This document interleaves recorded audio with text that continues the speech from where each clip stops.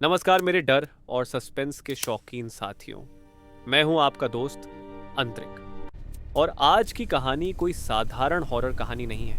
आज हम बात करेंगे एक ऐसे कैमरे की जो तस्वीरें नहीं, मौत की चेतावनी देता था। उस गली का नाम कोई नहीं लेता था। लोग वहां से गुजरते जरूर थे लेकिन रुकते नहीं थे। ऐसा लगता था जैसे उस रास्ते पर चलते ही आदमी की परछाई भारी हो जाती हो।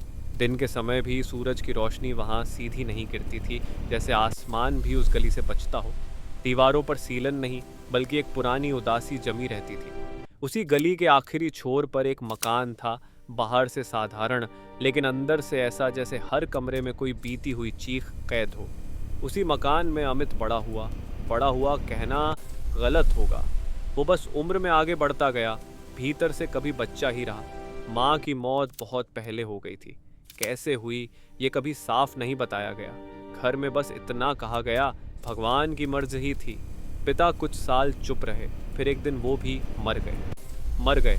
ये शब्द ऐसे बोले गए जैसे कोई चीज खो गई हो, इंसान नहीं।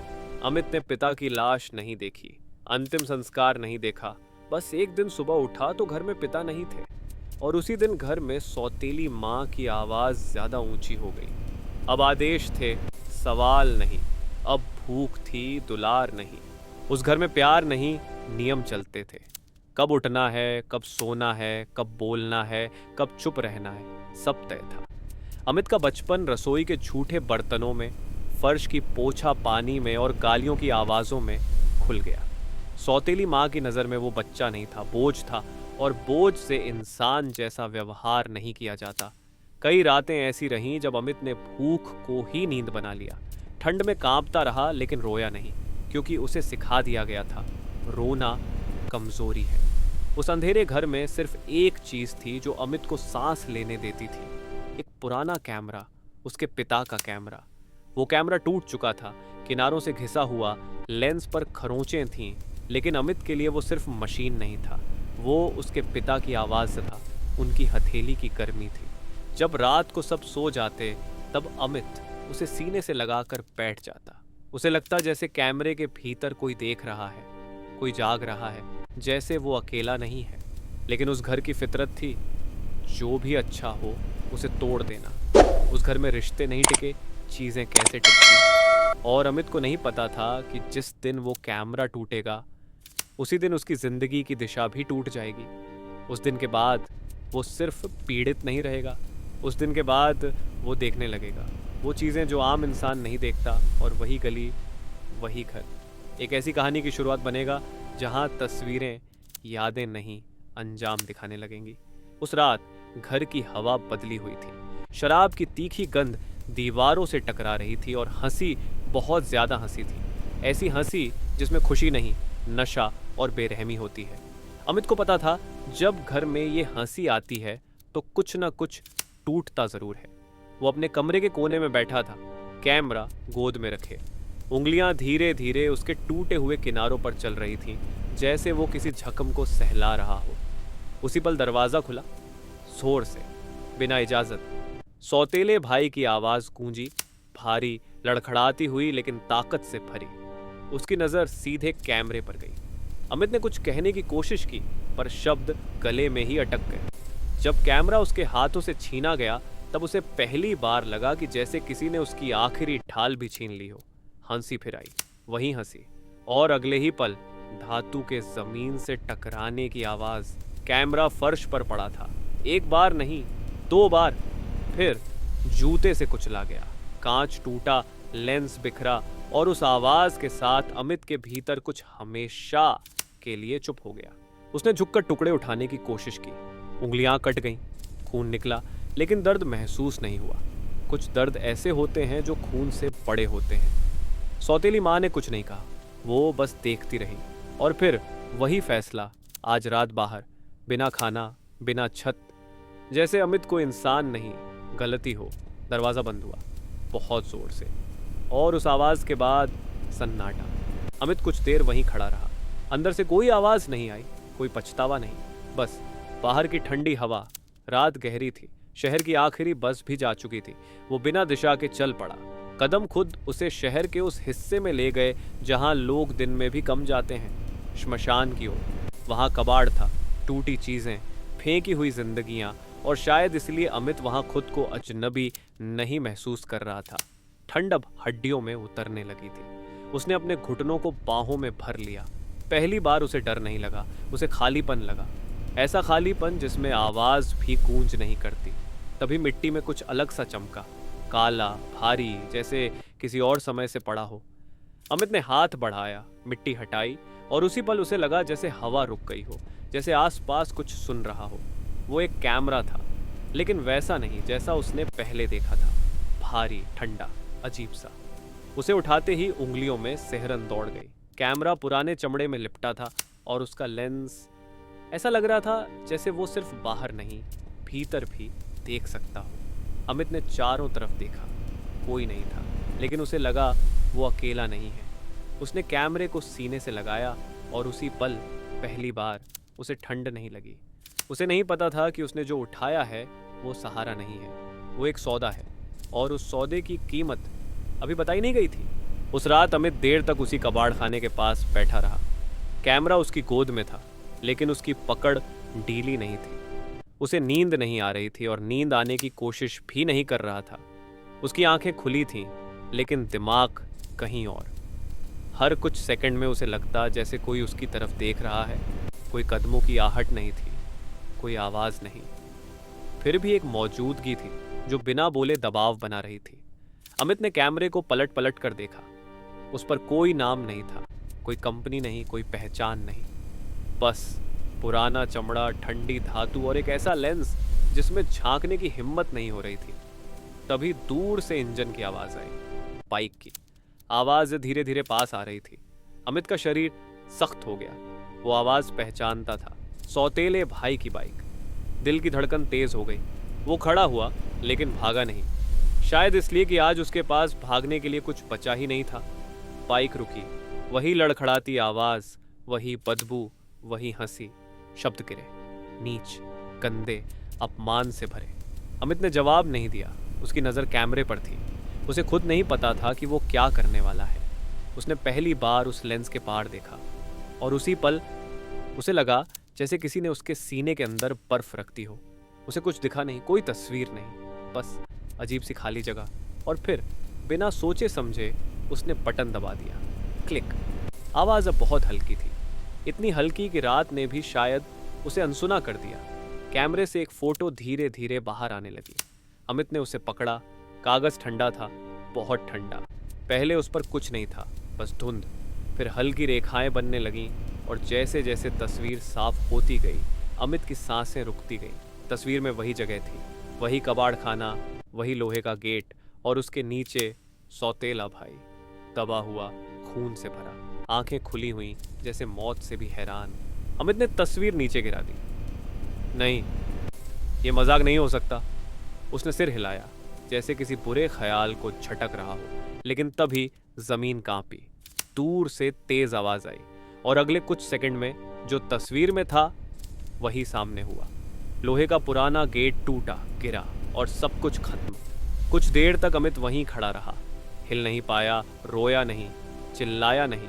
उसके भीतर डर था, लेकिन उससे भी ज्यादा कुछ और, एक एहसास जिसे उसने कभी महसूस नहीं किया था कि समय सीधा नहीं है, कि कुछ चीज़ें पहले देखी जा सकती हैं, और अगर पहले देखी जा सकती हैं तो बदली भी जा सकती हैं। उस रात अमित ने कैमरे को छुपाया नहीं, उसने उसे अपनाया, डर के साथ, लालच के साथ, और एक सवाल के साथ, अगर ये सच दिखाता है तो मैं इससे क्या क्या ले सकता हूँ। यही वो पल था जब अमित सिर्फ पीड़ित नहीं रहा, यही वो पल था जब कहानी ने करवट ली। और इसी पल कहीं बहुत गहरे किसी ने मुस्कुराकर कहा, अब तुम देख सकते हो। उस घटना के बाद अमित ने कैमरे को छुपाकर नहीं रखा। उसने उसे अलमारी के अंधेरे कोने में नहीं फेंका, न ही डर के मारे उससे दूरी बनाई। उल्टा वो हर रात उसे निकाल कर देखता, बिना तस्वीर लिए भी, बस उसे हाथ में पकड़कर बैठा रहता, जैसे वो किसी चीज़ का इंतज़ार कर रहा हो। और हर बार कैमरा ठंडा रहता, शांत रहता, लेकिन उस शांति में एक अजीब सी चेतावनी छुपी होती थी। अमित को समझ आने लगा था कि ये चीज़ तभी बोलती है जब वक्त आता है, उससे पहले नहीं। पहली बार उसने जानबूझकर तस्वीर ली, किसी इंसान की नहीं, किसी जगह की, रेस ग्राउंड के बोर्ड की। तस्वीर बाहर आई और उस पर जो लिखा था वो अभी हुआ ही नहीं था। और जब वही सच साबित हुआ तब अमित के भीतर डर नहीं, हैरानी भी नहीं रही, बस एक ठंडी स्वीकारोक्ति थी कि अब वो बाकी लोगों जैसा नहीं रहा।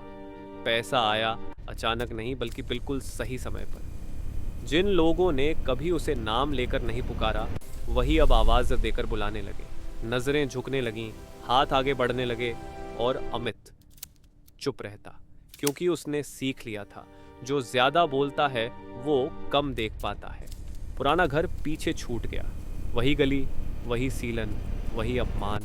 नया घर बड़ा था, लेकिन उसमें गर्मी नहीं थी।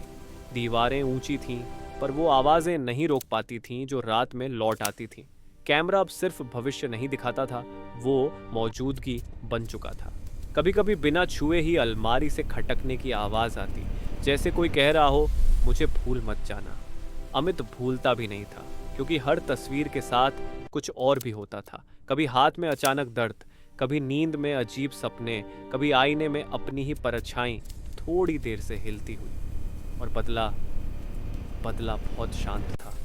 कोई चिल्लाहट नहीं, कोई खून खराबा नहीं। सौतेली माँ अब उसी घर में काम करती थी जहाँ कभी उसने राज किया था। वो आंखें नहीं मिलाती थी, आवाज़ धीमी रहती थी, और अमित बस देखता था। वो बदला नहीं ले रहा था, वो इंतज़ार कर रहा था, क्योंकि कैमरा सब कुछ दिखाता था, हर चीज़ का समय। धीरे धीरे अमित को एहसास होने लगा कि ये शक्ति मुफ्त नहीं है। हर सही तस्वीर के बाद कुछ गलत होता था। पहले छोटे संकेत, फिर बड़े। दीवारों पर नमी नहीं, चेहरे उभरने लगे। रात में कमरे का तापमान गिर जाता, जैसे कोई खिड़की खुली रह गई हो। और सबसे डरावनी बात यह थी, कैमरा अब हर बार तस्वीर लेने से पहले भारी हो जाता था, जैसे कोई बोझ डाल दिया गया हो। अमित समझ चुका था कि वो अब सिर्फ देखने वाला नहीं रहा, वो अब उस खेल का हिस्सा था जिसका नियम उसे नहीं बताया गया था। और अंधेरा अब बाहर नहीं था, वो उसके साथ साथ चलने लगा था। एक समय ऐसा आया जब अमित ने कैमरे को उठाते ही राहत महसूस करना बंद कर दिया। पहले वो उसे हाथ में लेकर बैठता था तो भीतर एक अजीब सी तसल्ली होती थी, जैसे कुछ गलत होने से पहले उसे पता चल जाएगा। लेकिन अब कैमरा उठाते ही उसकी उंगलियां सुन्न पड़ने लगीं, जैसे ठंड सिर्फ बाहर नहीं, उसके शरीर के अंदर उतर रही हो। तस्वीरें अब साफ नहीं आती थी, उनमें धुंध होती थी, और उस धुंध के पीछे कुछ ऐसा जिसे पहचानना मुश्किल था। कभी आंखें दिखाई देती, कभी बस काला खालीपन। और हर तस्वीर के बाद अमित के भीतर कुछ टूटता चला जाता। उसने कैमरे को नज़रअंदाज करने की कोशिश की। कई दिन उसे अलमारी में बंद रखा, खुद से कहा कि अब उसकी ज़रूरत नहीं। लेकिन रात होते ही कमरे में अजीब हरकतें शुरू हो जाती। अलमारी के अंदर से धीमी खटखट, जैसे कोई उंगलियों से लकड़ी खुरच रहा हो। कभी अचानक लाइट बंद हो जाती, कभी बिना हवा के पर्दे हिलने लगते। अमित समझ गया था, ये चीज़ भुलाई नहीं जाती, इसे जितना दबाओगे उतनी जोर से सामने आएगी। फिर वो तस्वीर आई जिसने सब कुछ बदल दिया। उसने कोई बटन नहीं दबाया था, कैमरे ने खुद तस्वीर निकाली। कागज़ बाहर आया और अमित की नज़र उस पर पड़ी तो उसकी सांस अटक गई। तस्वीर में एक अंधेरी जगह थी, नमी से भरी दीवारें, ज़मीन पर जंजीरों की परछाइयाँ, और बीच में उसका पिता, जिंदा, कमज़ोर, आंखों में वही थकान जो अमित ने बचपन में देखी थी। उस पल अमित का दिमाग सुन्न हो गया। पिता मरे नहीं थे, उन्हें मारा गया था धीरे धीरे।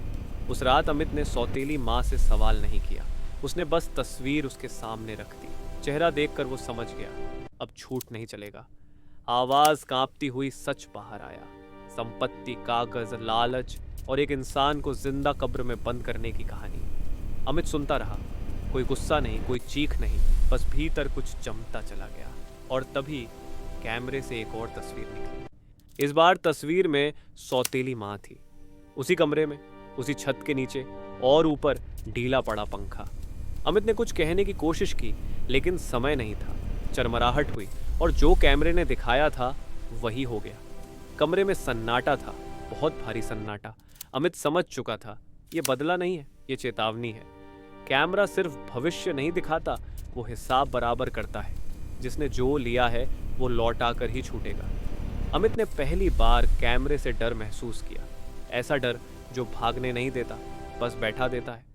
उसने कैमरे को खत्म करने की कोशिश की। पानी में फेंका, आग में डाला, जमीन में दबाया। हर बार वही हुआ, कैमरा वापस, बिना खरोंच के, जैसे वो कभी गया ही नहीं था। और अमित को एहसास हुआ कि ये श्राप किसी चीज में नहीं, किसी समझौते में बंधा है, और उस समझौते की आखिरी कीमत अभी बाकी है। उस रात अमित अकेला नहीं था, लेकिन कमरे में कोई दूसरा इंसान भी नहीं था। दीवारें वहीं थीं, छत वहीं थी, लेकिन हवा बदल चुकी थी।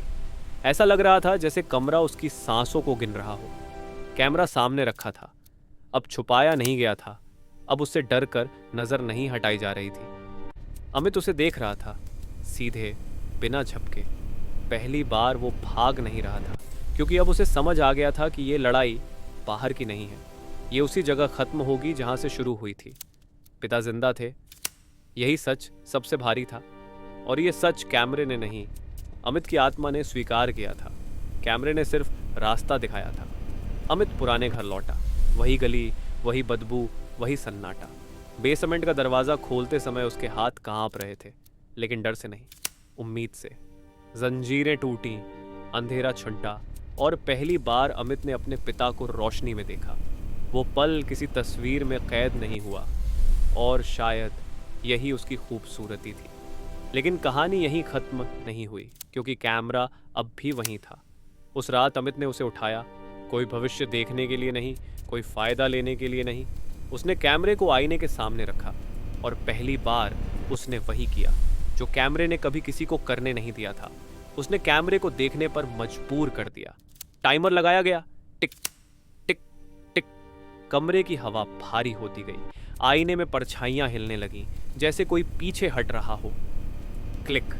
एक तेज ठंड कमरे में फैल गई। कोई चीख नहीं, कोई धमाका नहीं, बस एक पल का खालीपन।